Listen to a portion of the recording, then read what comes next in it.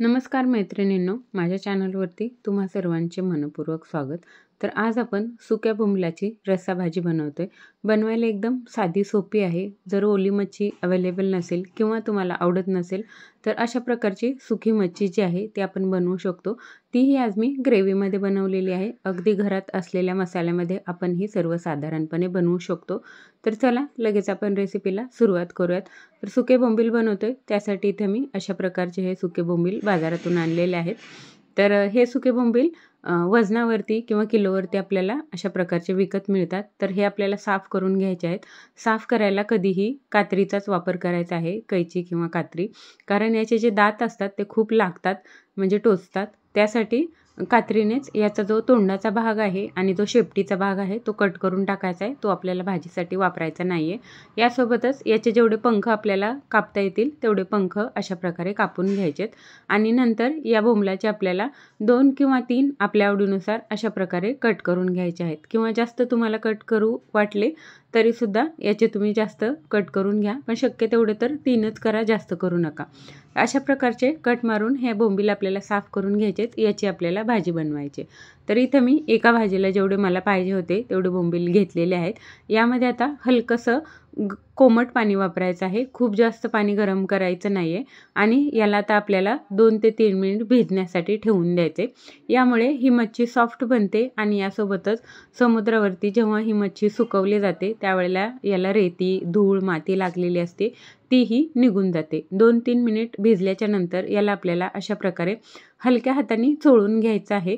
खूप जास्त चोळायचं नाही आहे, हलक्या हलक्या हाताने हे चोळून घ्यायचे.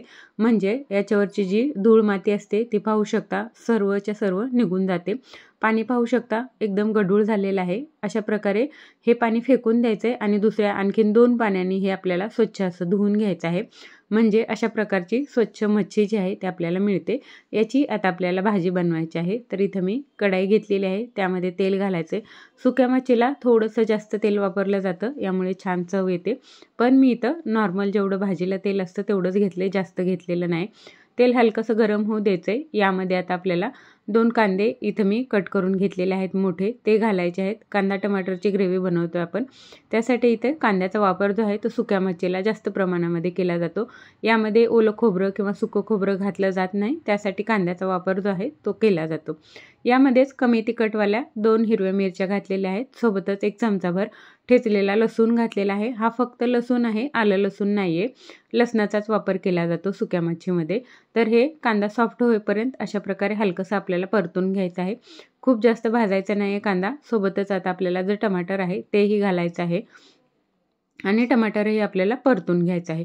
हे आपल्याला वाटून वगैरे घ्यायचं नाही, फक्त कांदा टमाटर आपल्याला परतून घ्यायचं आहे. त्यासाठी कांदा आणि टमाटर चांगलं सॉफ्ट असं परतून घ्यायचं आहे. आता यामध्ये मसाले घालायचेत. आपल्या घरातले नॉर्मल मसाले असतात एवढेच वापरले जातात, यामध्ये वेगळं असं काही वापरलं जात नाही. तर सर्वप्रथम इथं मी थोडीशी हळद पावडर घातलेली आहे. यासोबतच तुमच्याकडे कुठला जो मसाला असेल तो तुम्ही इथं वापरू शकता. मी इथं मालवणी मसाल्याचा वापर केलेला आहे. तर मालवणी मसाला घालू शकता किंवा कोळी मसाला असेल तर कोळी मसाला घाला. काहीच नसेल तर साधं लाल तिखट असतं आपलं ते घाला.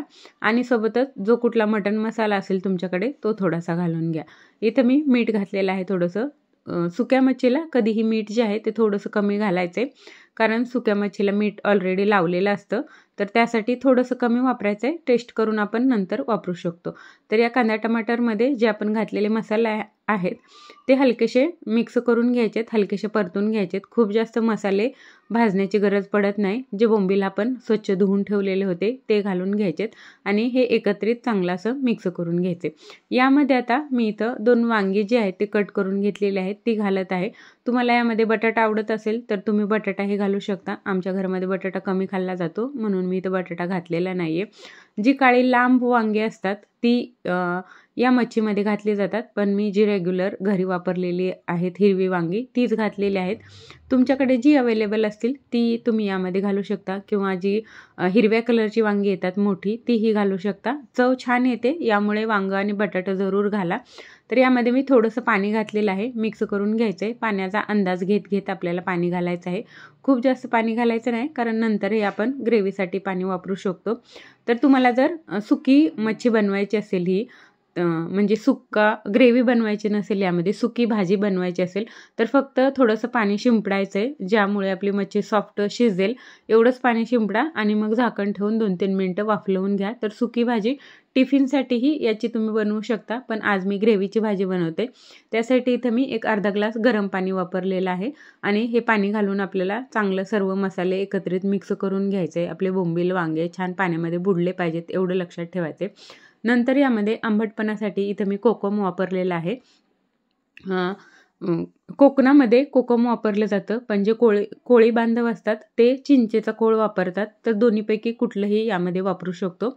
झाकण ठेवायचं आहे आणि हलकंसं 2-3 मिनिट छान आपल्याला शिजू द्यायचं आहे, कारण ही सुकी मच्छी कडक असते, ती हलकीशी सॉफ्ट झाली पाहिजे. आपलं वांगं बटाटं शिजलं पाहिजे यामधलं. यासोबतच आपले जे मसाले आहेत तेही छान एकत्रित चव चांगली आली पाहिजे. यासाठी हलकंसं आपल्याला हे 2-3 मिनिट शिजू द्यायचं आहे. आपलं वांगं आणि बटाटं यामध्ये शिजलं की समजून जायचं आहे आपली मच्छीची जी भाजी आहे ती चांगली अशी शिजलेली आहे. तर इथं जे मी वांगं घातलेलं होतं यामध्ये ते छान असं शिजलेलं आहे. तर आपल्या आवडीनुसार आपल्याला ग्रेव्ही किती करायची आहे किंवा असं इथे जी भाजी झालेली आहे अशा प्रकारची भाजी तुम्ही खाऊ शकता. तर आपल्या आवडीनुसार ग्रेव्ही कमी जास्त यामध्ये तुम्ही करू शकता. हलकंसं मी इथं पाणी घातलेलं आहे, एक अर्धी वाटी. आणखीन मिक्स करून घ्यायचं आहे आणि हलकंसं 1 मिनिटभर याला मी नंतर उकळी येऊ दिलेली आहे, कारण जे पाणी घातलेलं आहे ते छान असं एकत्रित होऊन शिजलं पाहिजे. अशा प्रकारची ही मच्छीची भाजी जी आहे ती एकदम साध्या सोप्या पद्धतीने सुकी मच्छी आपण अशा प्रकारे बनवू शकतो. ओली मच्छी अवेलेबल नसेल किंवा आवडत नसेल तर अशा प्रकारे सुक्या बोंबलाची भाजी जी आहे ती आपण बनवू शकतो. वरतून कोथिंबीर घालायला विसरायची नाही आहे. कोथिंबीरीनं ही छान चव येते. अशा प्रकारची ही सुक्या बोंबलाची भाजी तयार झालेली आहे. ही आपण टिफिनसाठीही बनवू शकतो किंवा घरी खाण्यासाठीही बनवू शकतो. तर आजची रेसिपी तुम्हाला कशी वाटली कमेंट नक्की करा. आवडली असेल तर चॅनल सबस्क्राईब करायला विसरू नका. यासोबतच व्हिडिओला लाईक आणि शेअरही करा. माझ्या रेसिपीज तुम्हाला आवडत असतील तर मला तशी कमेंट करा. तर इथं आपली भाजी जी आहे ती बनवून तयार आहे. बोंबील छान सॉफ्ट असे शिजलेले आहेत. तर छान मस्त गरमागरम भात आणि तांदळाची भाकरी किंवा ज्वारीची भाकरी तुम्ही कशासोबतही खाऊ शकता. आजचा व्हिडिओ पाहिल्याबद्दल धन्यवाद.